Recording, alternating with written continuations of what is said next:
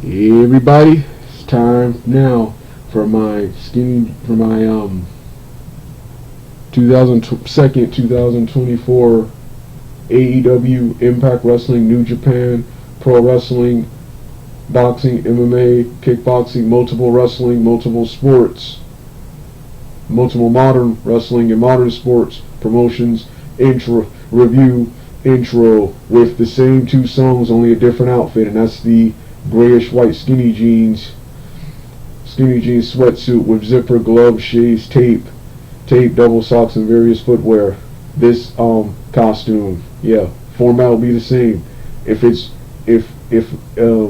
format will be the same. If everything will be off camera, I'll only come on camera for the intro, the outro, and the match reviews if they're worth reviewing. If they're worth reviewing, I'll sit on the bed over there by the window and review the match. But review the match or fights or games, whatever. So yeah. And for the real life superhero review, I'll be sitting down on the floor there by the boxes. You can barely see them in this shot, by the boxes and bags. So yeah, songs will be the same. So with that being said, let's get started right now.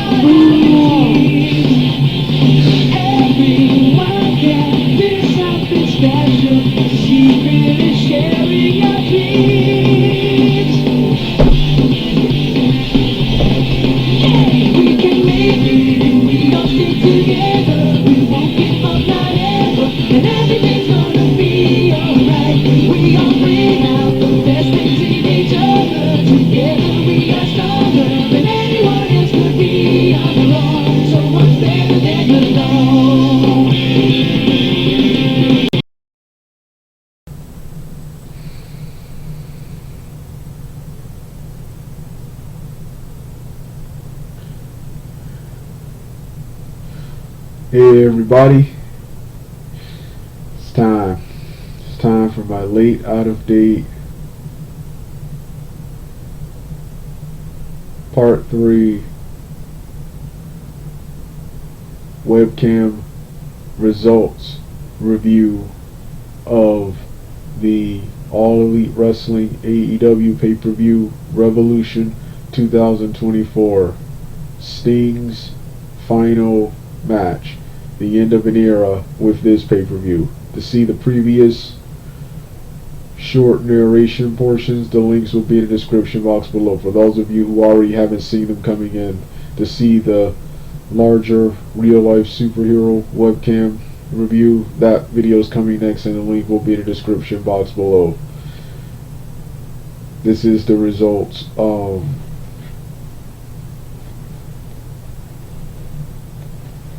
The results portion, of the pay-per-view. There was only really 3 things on this pay-per-view I really cared for going into.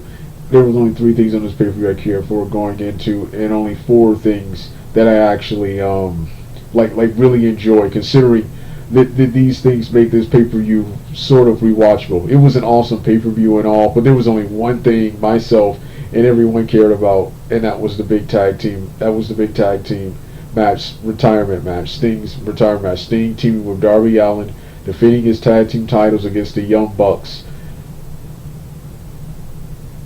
With their new EVP gimmick, Matt and Nick Jackson, the Young Bucks. So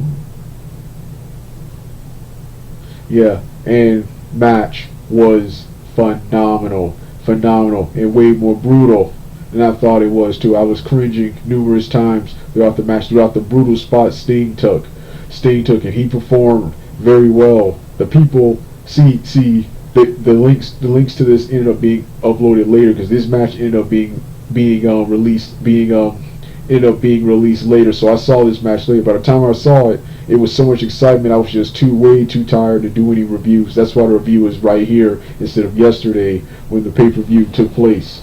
Because the links took forever to load, and then by the time I was finished watching, it was way too much excitement. But what a phenomenal match this was. But yeah, Sting, and it was like going back to the reviews. It was way better than those reviews. Those people on WrestleZone, Wrestling Inc. Those must be WWE fanboys and AEW haters, because Sting looked great in this match. Everyone looked great and played their parts in this match. Flair, Steamboat got involved. Love Flair's spot. Love Steamboat's spot. Love the Young Bucks' ruthlessness. Sting's sons, who when I saw them make names, I'm like, wait, who are they? Who are they? The 2 people dressed as, one is dressed as Classic Sting and one was dressed as Wolfpack Sting. And I'm like, oh, those are his sons. But it was awesome. Nick Mac and Jeremy Bucks' new ring attire is even better than the one they've debuted, than the white one they debuted weeks ago. This new color scheme, black and red color scheme, is awesome. So this was the match night. This was worth talking about. This was all I cared about. As soon as I tuned into the results, I tuned in to see this, and I was mad because they had the results to everything else, but they didn't have this. Now the other stuff I enjoyed. The next best thing about AEW. This has consistently been the best thing. Whenever AEW starts to go into, between now, up until now, and between now and 2022, whenever AEW started going into a decline, one of the many highlights was finally Orange Cassidy, one of the most over wrestlers in AEW, winning his first major championship, the International. He looks young, but he's much older than I thought. He's like 39 years old. He'll be 40 sometime this year. So not like a World Heavyweight Championships in his future. But then again, Samoa Joe did it at 40.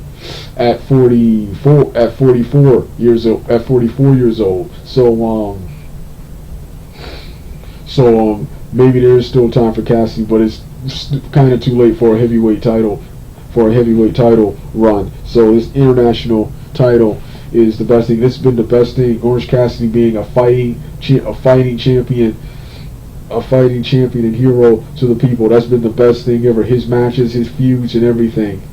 I wanted Orange Cassidy to retain, but I figure his challenger, representing the Devil in the Undisputed stable, Roderick Strong, would dethrone him, and he did. Much to my surprise, he did it fair and square. He did it fair and square. He did it fair and square. There was also some tease with Kyle O'Reilly returning to AEW. Kyle O'Reilly and I think Kyle O'Reilly in his tag from the Red Dragons They have been irrelevant since about 2017. To my wrestling world, since about 2017, I really don't care about a feud between them. So yeah, all good things must come to an end. Wanted Orange Cassidy to win, but I knew Roger Strong was going to win. They got to make that double stable look credible.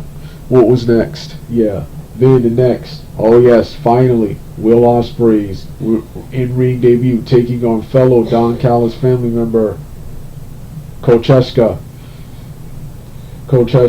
which, man, these two tore the house down. Kocheska, I'm actually starting to like the Don Callis family. I initially hated this angle when it started. The only thing I liked about it was it involved Kenny Omega and the Elite. It involved Kenny Omega and the Elite, but and later Jericho.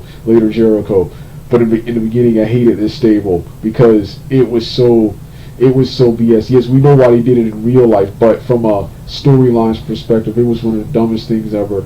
You really expect me to believe Don Callis would turn on, by God, Kenny Omega, one of the greatest wrestlers ever, who he's for years wanted to manage, for an unproven bland Japanese wrestler in Kocheska who can't speak English and can barely cut promos, and Powerhouse Hobbs, who is way better than Kocheska and all those, but is green, is not that good in the ring, is still in the early part of his career.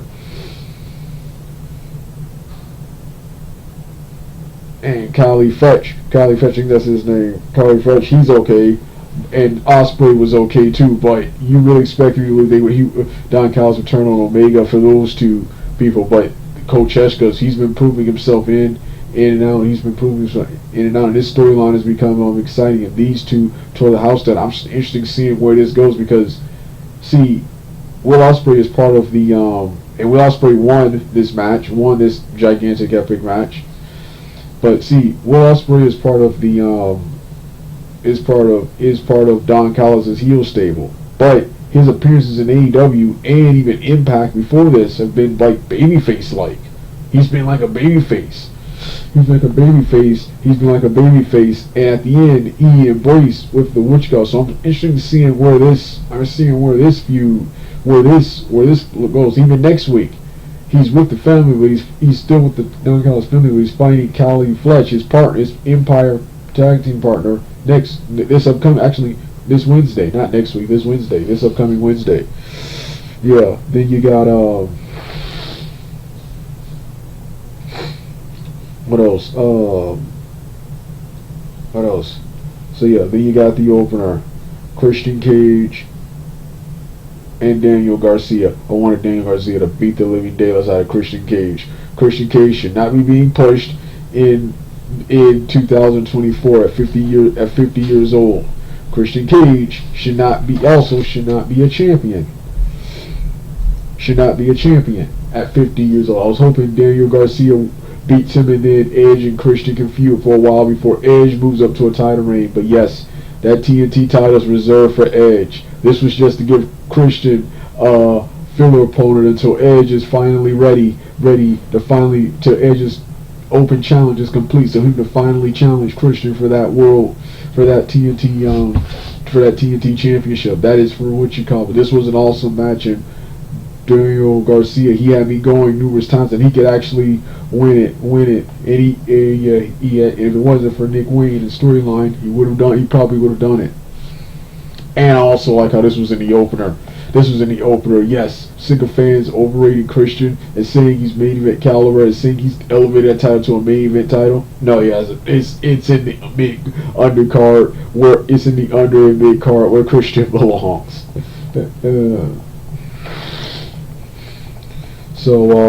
Yeah. Then you got Daniel Bryan and Eddie Kingston defeating each other. Daniel Bryan and Eddie Kingston wrestling each other in an awesome strong style match with Eddie Kingston upsetting Daniel Bryan, and as such Daniel Bryan to shake his hand. John Moxley match I didn't even remember being advertised. John Moxley and Claudio Castagnoli wrestled the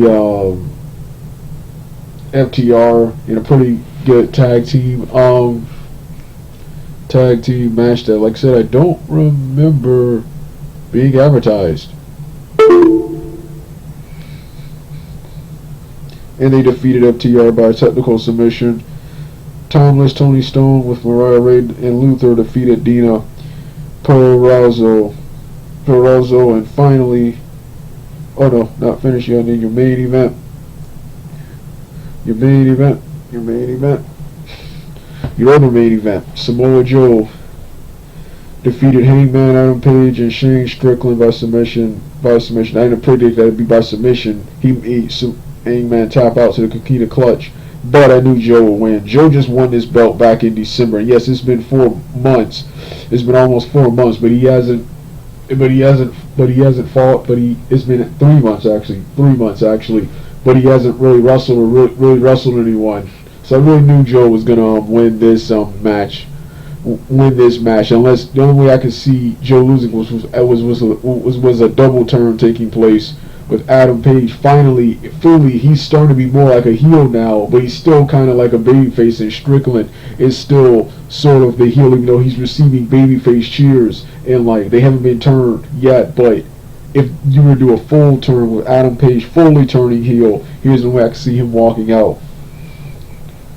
Speaking of that, one thing that surprised me was Joe is technically a heel and a tweener, and you got Wardlow, Wardlow with Adam Cole and Bennett and Taven defeated Chris Jericho, Powerhouse Hobbs, Lance Archer, Hook, my boy Brian Cage, Magnus, Dante Martin by pinfall for an all-star scramble match. This was a good match and all, but it was lackluster. There were multiple people who I felt should have been in, like Griff Garrison and Matt Sydal lost his qualifying match, which angered me. But I'm glad Wardlow won. But it's gonna be weird now with Wardlow a heel facing Joe, who's also technically a heel. Yeah, and in the pre-show, Chris Statlander and Willow Nightingale defeated Julie Hart and Sky Blue by pinfall. I think I remember accidentally seeing a little bit of that. The Big Bang Scissors Gang, Max Caster, Anthony Bowens, Billy Gunn, Austin and Colton Gunn, and Jay White defeated Jeff Jarrett, Sonic Singh, Jay Lethal, Willie Mack, and Private Party. Private Party, who joined this new stable on the Collision. Was it the Collision or Rampage this past Saturday or Friday? I can't remember. Yeah, would have much rather seen this right here on the show, but yes, so many big matches on the pre-show that, before I close out the results review, yeah, Sting's retirement, man, yeah, Sting's retirement, sad, but all good things must come to an end, because the guy, this April or June, he will be 65 years old, so, yeah, all good things must come to an end. And he can only do tag team matches, and you can see, like he said, his body just can't keep up. He's starting to show his age. He's starting to now fully show his age after one of his last appearances in Double or Nothing 2021, wrestling Ethan Page and Scorpio Sky. Look real good, look real young in that match, and in the street fight with Brian Cage, Hobbs, and Starks at Revolution that year, he looked real young in here, but here, for almost 3 years later, at 64 years of age, yeah, this dude looks, is starting to now look his age. He's one of the super old wrestlers who, like DDP, like Booker T and Goldberg and Edge and Hart and the Hardy Boys, Rob Van Dam, Tommy Dreamer, and many more, can still fit in and mix it up with the younger guys without it looking lame, stale, and dated. So yeah, match reviews.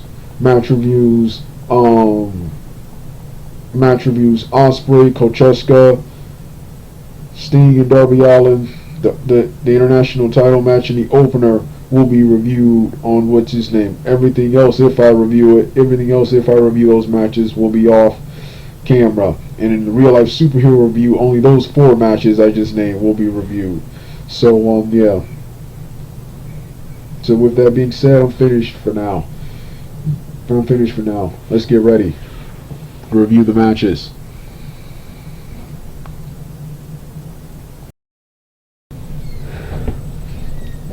Hey everybody, this is like, hold on, one,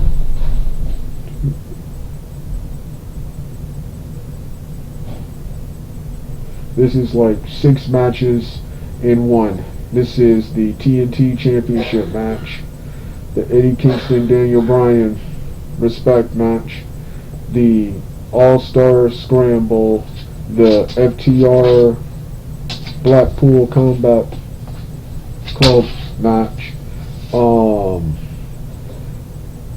the Timeless Tony Storm, Dean Purrazzo women's match, and finally the main event between Samoa Joe, Adam Page, and Swerve Strickland for Joe's All Elite Wrestling Heavyweight Championship. Yeah, all of these were great matches. They were just overshadowed by the TNT match and the other 3 big matches here: the International Championship match, Sting's retirement match, and Will Ospreay versus Kocheska. Yeah, TNT match is part of that, but the TNT match wasn't as good as those. First, let's start off the TNT match. I love this. This was the opening match. Even though I'm happy this was the opening match. Now I'll say that for later. I'm happy this was the opening match because I hate Christian Cage, man. And I'm sick of fans overrating him. And Christian Cage at 50 years old should not be getting a monster push and should not be any form of champion at 50 something years old. So I'm happy to see him in the mid card. I'm sick of fans overrating him, saying he deserves to be in the main event, and he's elevated that TNT Championship to a main event title. No, he hasn't. It's where it is, the mid card, undercard. It was undercard. It was the opening match here. You weren't even technically the mid card here. You were undercard, opening match, and it was a good match. I wanted Daniel Garcia to beat the living daylights out of Christian Cage and take that TNT title, give a young guy that title. And Christian Cage can go off and have his money-making feud with Edge, which you don't need the TNT title with. But they want Edge.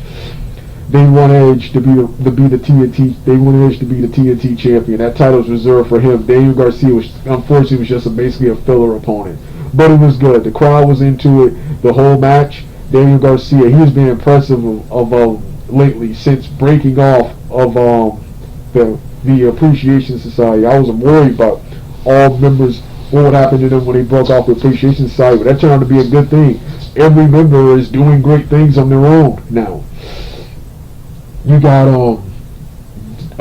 start off with traditional chain wrestling, and Daniel Garcia, he came close to beating Christian Cage numerous times. Christian Cage, much to my surprise, had to cheat to win. I actually felt Christian Cage was going to beat him fair and square, to at least show that Christian Cage is a credible champion, champion, because he's a bigger star in name. But nope, that wasn't the case here. It took the other guy. It took Nick Wayne interfering. It took all 3 of them interfering in one final stunner from the ring apron, one final stunner from the outside on Nick Wayne to finally finish off Daniel Garcia, distract him for I'm Prettier. There was one cool spot where Christian Cage, because his knee was worked on his match, when he tried a spear, he walked right into a power driver from Daniel Garcia. So yeah, great match. The crowd was into everything. Luchasaurus got involved, the mother got involved, even Daniel Garcia's partner got involved, which the crowd was really into. There was one. It was brief. It was one moment where the crowd just randomly started cheering, and it was his partner coming to the ring. So yeah, good start show. Wanted Daniel Garcia to win, but I knew Christian Cage, pussy butt and ass would win. So yeah. Next is who's after Christian? Next is Daniel Bryan and Eddie Kingston.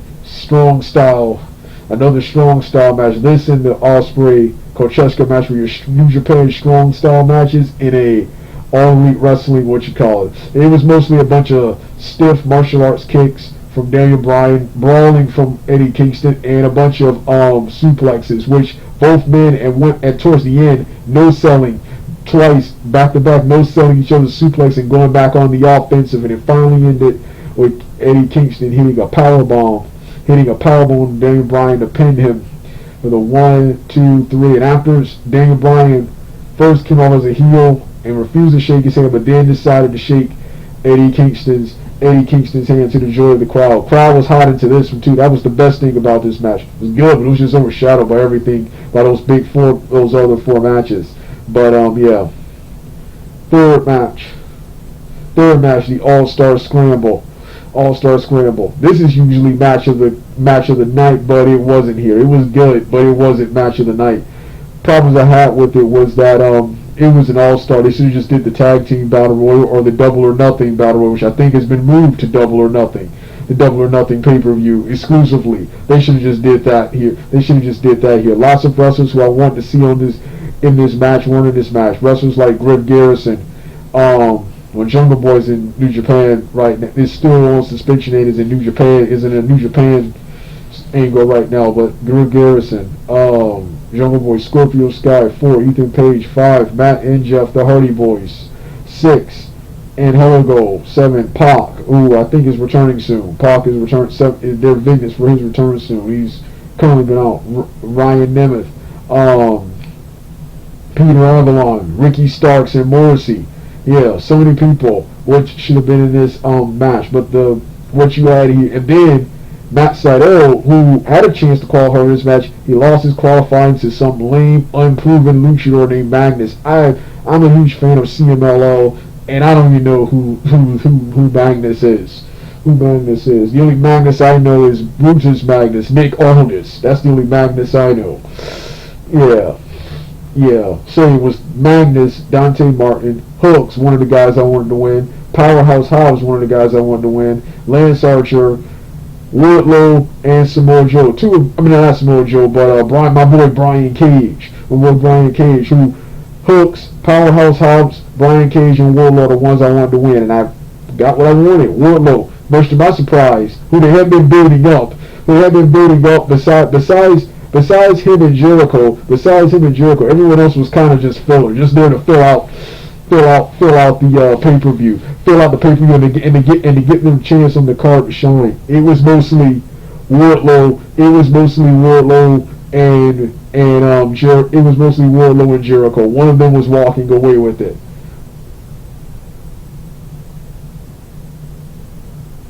Yeah.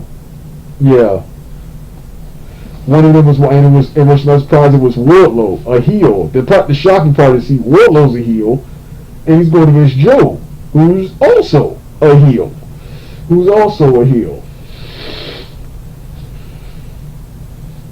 He's going against Joe, who is also a heel.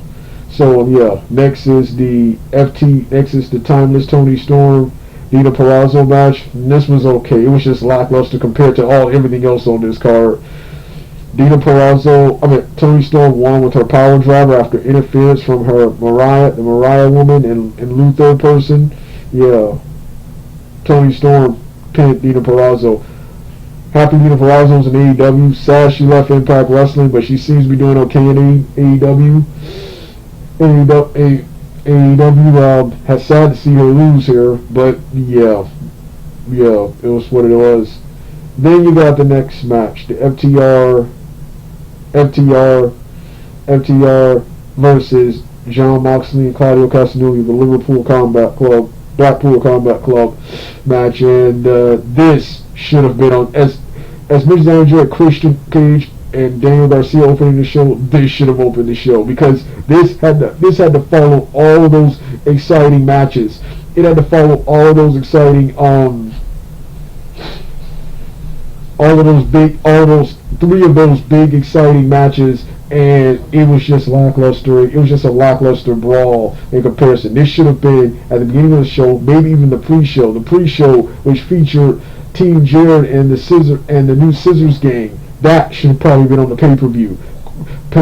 Because this I just really didn't care much for, despite being a fan of like all four guys in the ring, especially Moxley. But yeah, this really wasn't all that good. Then you got what was that next pay-per-view? What was that next match? So yeah, FTR. Jon Moxley won with his paradigm shift, double on the hook, DDT, Buster like maneuver. for the 1, 2, 3, and they showed mutual respect at the end.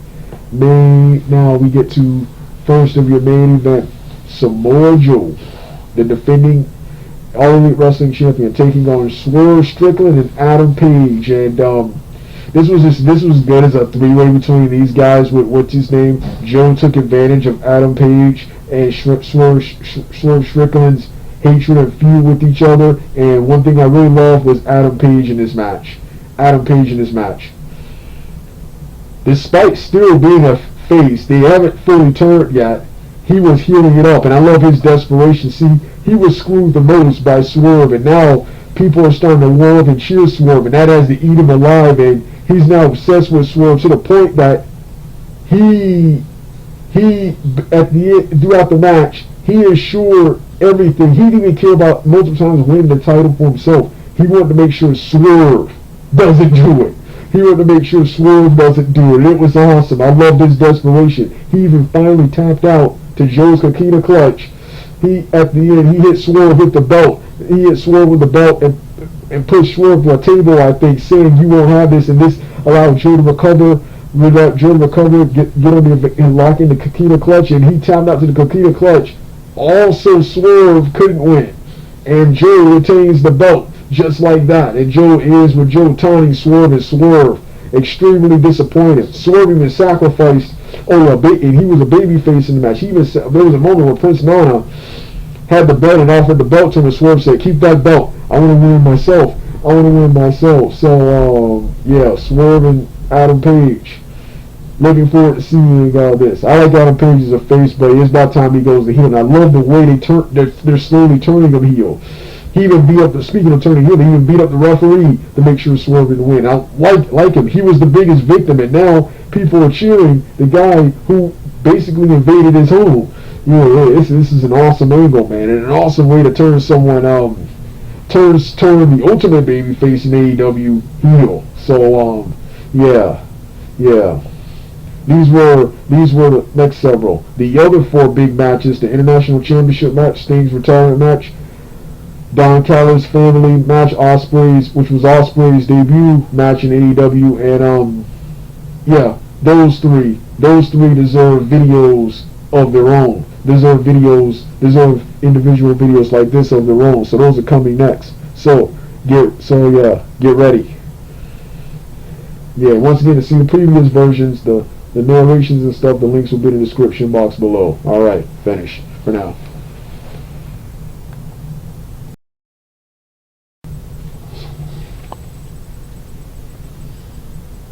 Hey everybody, it's time for my review of the spectacular AEW Revolution 2024 main event match, tag team title match between the Stinger, Steve Morton, Sting, and his partner Darby Allin, taking on the EVPs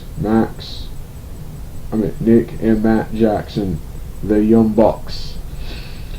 In my opinion, like I said in previous, the sole reason for tuning into this pay-per-view was this match right here. This was Sting's final match, and boy was it a match.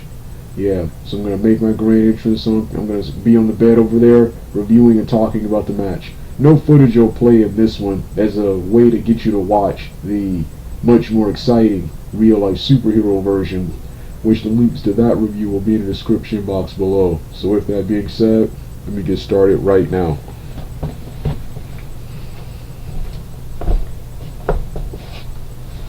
Yeah, AEW Revolution 2024. Like I said, what a phenomenal pay-per-view. There were several good matches on this pay-per-view, but this match right here was my sole reasons for tuning into and watching this pay-per-view. I didn't care about anything else. As soon as I couldn't watch the pay-per-view because computer was slow getting links. The computer was slow getting links, and I had something else to do prior.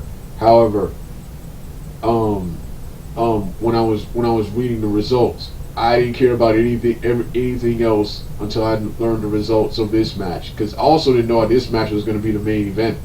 This match was going to be the main event. This match almost took up the entire pay-per-view. It was like almost 12. It was like a quarter to 12. It was like 20 minutes to 12, not a quarter to 12. 20 minutes to 12 before this match was decided. Before this match was realized. Before this match was, of course, before this match was completed. Completed. Then the links. It took forever to upload the link to this match. Links to this match, and all the links ended up being faulty. So yes, by the time I got to watch the pay-per-view, I was blown away by so much excitement. I was way too tired, which is why it's today, Tuesday. And I was still tired. That on Monday after recording the results portion. So I decided, well, I wanted them to match. So I decided to wait another day to finally get you the match reviews to go with the results portion you saw earlier in this gigantic video review and overview of AEW Revolution 2024. Yeah, this match was phenomenal. This match had action, comedy, drama, and storytelling, a great struggle of good versus evil. This is why we still watch wrestling. We still watch professional wrestling, despite knowing it is scripted. Because of awesome matches and awesome moments like this, everyone played their part, from Sting, Darby Allin, the Young Bucks, Ric Flair, Ricky the Dragon Steamboat, Scotty Riggs, who I missed during my first two viewings of this match. Scotty Riggs of the American Males was there. Been cool if Buff Bagwell was there too, but he hates it. From judging by an interview, he hates AEW. Who else? Who else was there? And and Sting's Sons. Who I didn't recognize at first. They did the coolest thing ever, where after the Young Bucks and Darby Allin made their entrances, Sting came out. Only instead of Sting, it was one guy dressed as Wolfpack Sting and another guy dressed as Surfer Sting. Then Sting made his grand entrance. Last to the awesome WCW 2000 Metallica Search and Destroy song. Man, how awesome was that, man? And then you had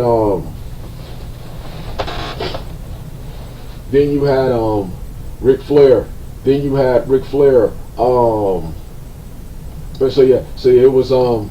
It was awesome. The match immediately started with, it wasn't the technical. I thought it wasn't the technical display or the traditional wrestling match. How I prefer most matches to start. It depends on the storyline, but how I prefer most matches to start is traditional. We start off with traditional holds: headlock, hammerlock, arm wrench, drop toe holds,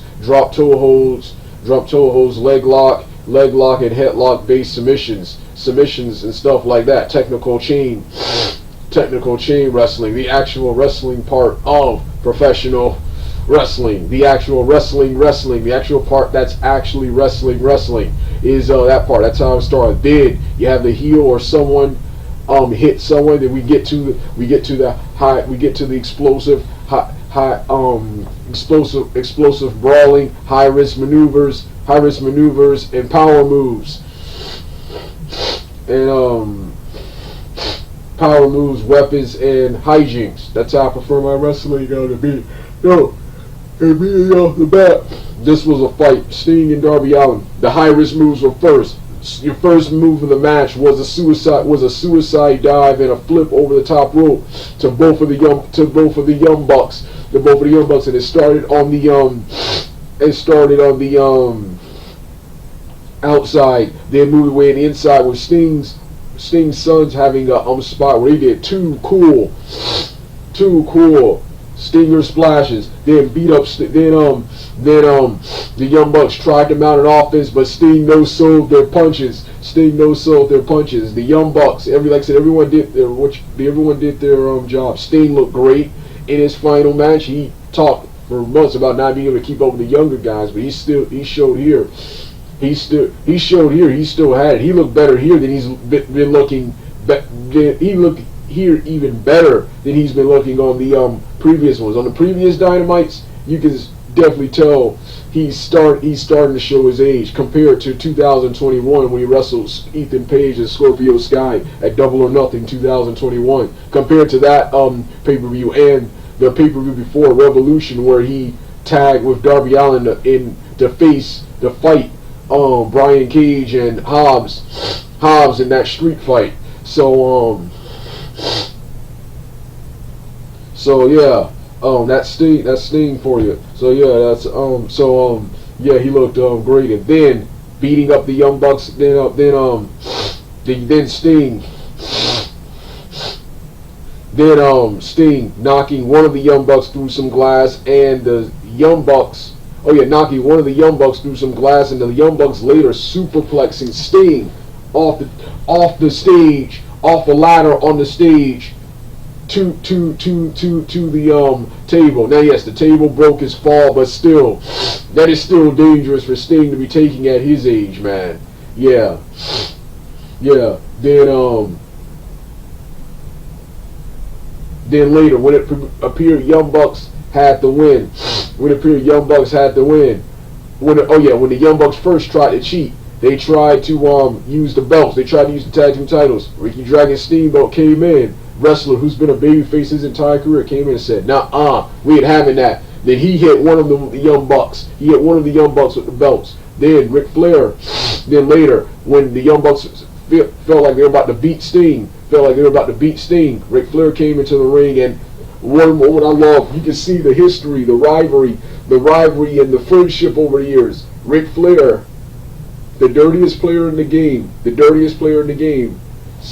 covering over Sting like I'm doing right now and saying, no more, it's over, you're through, it's through, no more, I won't let you do it. Then the Young Bucks, first appearing sympathetic, then being dastardly heels and giving Ric Flair a double super kick, followed by giving Steamboat one off the apron in retaliation for him hitting him earlier. Then they finally give Sting a V-trigger, but it's not enough. A 2 count. Then they taunt him and says, "Thank you for your services. It was a pleasure doing business with you." Give him another V-trigger. It's not enough. It's not enough. This is only a 1 count. The first time I've seen someone kick out on a 1 count of what is supposed to be a signature or finishing maneuver, and Sting had his Hulkamania Hulk out. That what I just did, his moment, and no soon the Young Bucks' other moves, and not Matt Jackson down with the Scorpion Death Drop, but Nick made the save.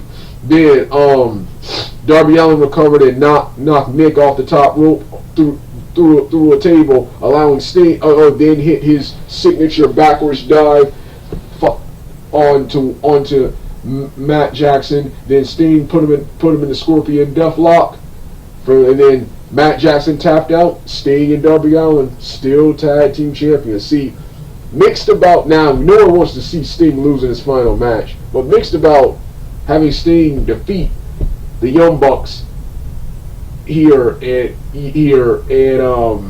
wondering how they're going to handle the tag team titles. How they going to handle the tag team titles from now? How they going to handle the tag team titles? So is Darby Allin going to defend them with another person? Defend them by himself, or is he gonna, or him and Sting on the next Dynamite gonna forfeit the belts?